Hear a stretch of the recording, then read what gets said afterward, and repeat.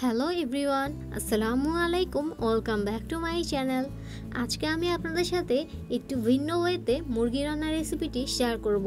সচরাচর আমাদের সবার বাসায় মুরগি রান্না হয়ে থাকে, আর একই ওয়েতে মুরগি রান্না করতে করতে বাসার সবারও খেতে বিরক্ত হয়ে যায়, খেতে বিরক্তি লেগে যায়। যাই হোক, আজকে আপনাদের সাথে যে রেসিপিটি শেয়ার করব, এই রেসিপি ফলো করে যদি আপনারা বাসায় একবার হলেও এই মুরগিটি রান্না করেন, বাসার সবার কিন্তু অনেক বেশি পছন্দ হবে। আর একটু স্বাদের ব্যতিক্রম হলেও কিন্তু খাওয়ার টেস্ট সবার বেড়ে যায়। তাই গতানুগতিক যে মুরগি রান্না করেন তার থেকে বের হয়ে যদি একদিন মুরগি রান্নাটি আমার রেসিপি দেখে করেন, তাহলে সবার খেতেও অনেক ভালো লাগবে আর আপনার রান্না করেও অনেক ভালো লাগবে। চলুন তাহলে আজকে এই ভিন্নধর্মী মুরগি রান্নার রেসিপিটি শুরু করা যাক।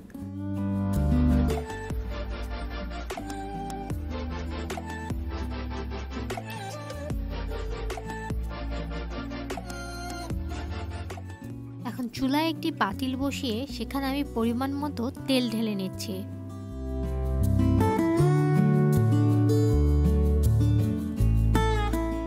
হালকা গরম হয়ে আসার পর প্রায় 1 কাপের মতো এখানে আমি পেঁয়াজ দিয়ে দিলাম, আর সাথে দিয়ে দিচ্ছি গরম মশলা, যেরকম দারচিনি, তেজপাতা আর এলাচ।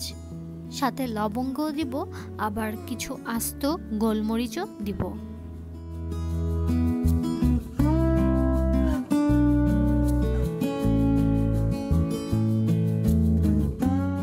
আপনাদের কাছে আমি আন্তরিকভাবে দুঃখিত, কারণ আমি এক হাত দিয়ে ভিডিও করছিলাম, আরেক হাত দিয়ে কাজ করছিলাম, তাই ভিডিওটা মাঝে মাঝে অনেক নড়ে যাচ্ছিল। আশা করছি আপনারা সেটা ক্ষমাস্বরূপ দৃষ্টিতে দেখবেন। মশলাগুলো একসাথে ভাজা শেষ। এখন প্রায় দিয়ে দিচ্ছি 1.5 টেবিল চামচের মতো কাশ্মীরি লাল মরিচের গুঁড়ো। আর এই গুঁড়াটা অনেকটা লাল কালার হয়ে থাকে, যার জন্য যে কোনো তরকারি অথবা মাংসের কালার অনেক সুন্দর হয়। আর কিছুক্ষণ অল্প একটু পানি দিয়ে এটাকে নেড়ে এখন দিয়ে দিচ্ছি 1 টেবিল চামচের মতো হলুদের গুঁড়া, দিয়ে দিচ্ছি পরিমাণ মতো লবণ, দিয়ে দিচ্ছি 1.5 চা চামচের মতো ধনিয়ার গুঁড়া। আর তারপর এটাকে কিছুক্ষণ নেড়ে দিয়ে দিব হচ্ছে 2 চা চামচের মতো রসুনের বাটা আর আদা বাটা। এই দুইটাই সমান সমান করে দিচ্ছি।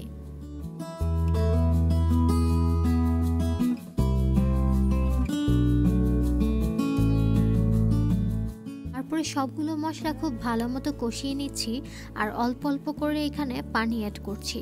আর বলে রাখা ভালো যে আমাদের এই মাংসের রেসিপিতে কিন্তু অনেক পানি দেওয়া লাগবে, মানে এই মশলাটাকে আমরা অনেক কষাবো, যার জন্য অল্প পরিমাণে পানি দিয়ে কিছুক্ষণ পর পর কষাতে হবে। আর এখানে আমি অ্যাড করছি 1 চা চামচের মতো গরম মশলার গুঁড়াগুলো। এখানে আমি অনেক ধরনের গরম মশলাকে অ্যাড করে গুঁড়া করে রেখে দিয়েছিলাম, সেটা অ্যাড করেছি। আর হালকা পরিমাণে দিয়ে দিচ্ছি জয়ফল জয়ত্রী গুঁড়া। এটা যদি আপনাদের না থাকে সেক্ষেত্রে না দিলেও হবে, তবে দিলে আর কি এই মাংসের টেস্টটা অনেক বেশি ভালো লাগে। এখন আমার কাজ হচ্ছে শুধু এই মশলাগুলোকে বারবার কষানো, আর যখনই পানিটা শুকিয়ে যাবে তখনই অল্প অল্প করে পানি অ্যাড করা। প্রায় আমি 1.5 ঘন্টার মতো এই মশলাগুলোকে কষিয়ে নিব, মানে যতবার মশলা অ্যাড করবেন ততবার এটাকে হালকা পানি দিয়ে কষাতে হবে, তত বেশি মশলার ফ্লেভারগুলো বের হবে।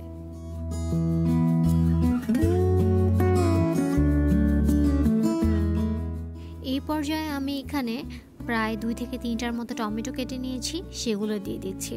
আর টমেটোকে খুব ভালো মতো মিক্স করে মশলাগুলোর সাথে তারপরে এটাকে ঢেকে দিব।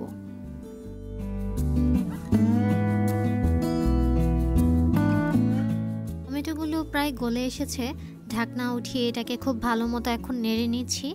তারপরে সামান্য পরিমাণে পানি অ্যাড করে নেব।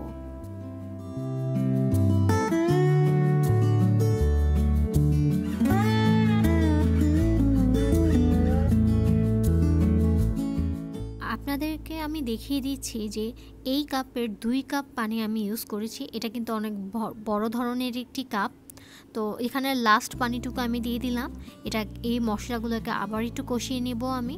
আর আপনাদের মনে হতে পারে যে আমরা কতক্ষণ পর্যন্ত একটু একটু পানি দিয়ে মশলাটাকে কষাবো, যতক্ষণ না পর্যন্ত দেখবেন যে সব মশলার ফ্লেভারগুলো বের হয়েছে আর মশলাটার এতক্ষণ কষানোর পর কিন্তু অনেকটা কালচে কালচে হয়ে আসবে। সেই পর্যায়ে এই পর্যায়ে আপনাদের মাংসটা দিয়ে দিতে হবে। মানে আমার মশলাটা কষানো হয়ে গেছে। এখানে আমি প্রায় 1.5 কেজি ওজনের 2টা মুরগি ইউজ করছি। এটার পরিমাপের উপর নির্ভর করে আপনারা যখন করবেন সেই পরিমাপে জিনিসগুলো দিবেন।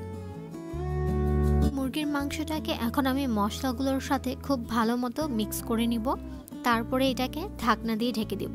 এখন কোনো পানি দিব না আমি, আর মুরগির মাংস থেকে অলরেডি পানি বের হবে, সেটাতেই মাংসটা মোটামুটি সিদ্ধ হবে। দেখুন আমি ঢাকনা উঠিয়ে দেখার পর ভালোই পানি বের হয়েছে মাংস থেকে। এখন এটাকে আবার আমি ভালো মতো নেড়ে নিচ্ছি। মাংস দেওয়ার পর কিন্তু এক্সট্রা করে কোনো পানি অ্যাড করা লাগবে না। মাংস থেকে যে পানিটা বের হবে তাতেই কিন্তু মাংসগুলো সিদ্ধ হয়ে যাবে। আর এখন আমি এখানে হালকা জিরা গুঁড়া দিয়ে দিচ্ছি উপরে। আমি কিন্তু ফার্স্টে জিরা গুঁড়া দিইনি, এটা লাস্টে দিচ্ছি। জিরাটা যদি চান আপনারা, যদি পারেন তাহলে আস্ত জিরাকে ভেজে তারপর সাথে সাথে গুঁড়া করে নেবেন, তাহলে ফ্লেভারটা বেশি বের হয় তখন। এখন জিরার গুঁড়া দেওয়ার পর খুব ভালো মতো আবার মিক্স করে নিচ্ছি।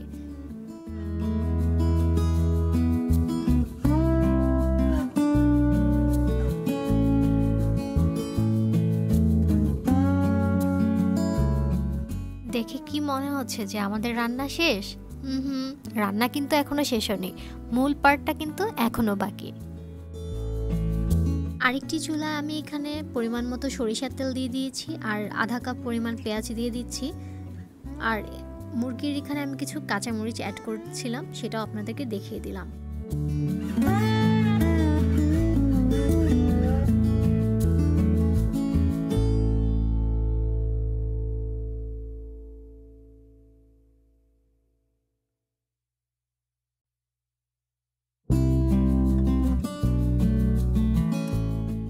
পেঁয়াজগুলো যখন ব্রাউন কালার হয়ে যাবে, এখানে আমি 1 টেবিল চামচের মতো পাঁচফোড়ন দিয়ে দিচ্ছি। এই মাংস রান্নাটি মূলত বেশি মজা হওয়ার কারণ হচ্ছে এই বাগার দেওয়ার কারণে, আর মশলাটাকে আমরা ফার্স্টে যে অনেকক্ষণ কষাই সেটার জন্যে।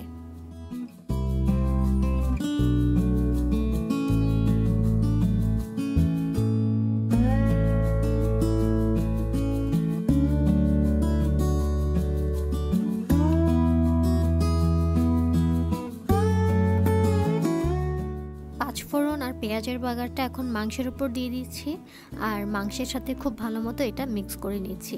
আর তাতে আমাদের হয়ে যাবে এই মজাদার মশলাদার মুরগির মাংসের রান্নাটি, একদমই ভিন্ন ওয়েতে এবং অনেক মজার। যদি আপনাদের বিশ্বাস না হয়, আমি অবশ্যই আপনাদেরকে রিকোয়েস্ট করব যে একবার হলেও কষ্ট করে হলেও এই মুরগির রেসিপিটি আপনারা একবার হলেও চেষ্টা করবেন, আপনাদের ভালো লাগবেই লাগবে। সবসময় তো আমরা নর্মাল মুরগি রান্না করেই থাকি, কিন্তু মাঝে মধ্যে যদি সপ্তাহে একবার যদি আপনি মুরগিটাকে একটু অন্যভাবে রান্না করেন, তাহলে কিন্তু সবার খেতে অনেক ভালো লাগবে আর বাসার সবাই অনেক বেশি প্রশংসাও করবে। আশা করছি আজকের ভিডিওটা আপনাদের ভালো লেগেছে। যদি ভালো লেগে থাকে তাহলে অবশ্যই আমার ভিডিওতে একটি লাইক দিয়ে দিবেন, কমেন্ট করে জানাবেন কেমন লেগেছে, আর ফ্রেন্ডস অ্যান্ড ফ্যামিলির সাথেও শেয়ার করবেন। চলে আসবো আবার নতুন কোনো আনকমন মজাদার রেসিপি নিয়ে। সে পর্যন্ত সবাই ভালো থাকবেন, সুস্থ থাকবেন। আল্লাহ হাফেজ।